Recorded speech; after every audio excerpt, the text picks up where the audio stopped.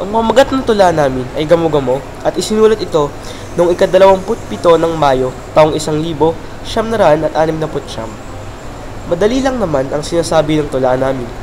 Kadalasan, hindi napapansin ng mga tao ang mga oportunidad sa buhay dahil sa mga kasiyahan na kanilang natatamo sa kasalukuyan.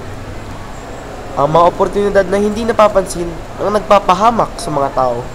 Hindi dapat ipagwalang bahala ito. Gamo-Gamo, Mayo 27, 1969, ni Domingo C. Landicho.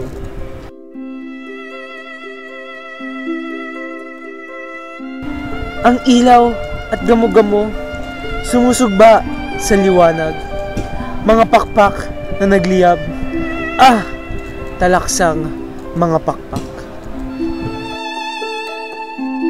Nang paningning nangangarap, ang ulilang nakakalat,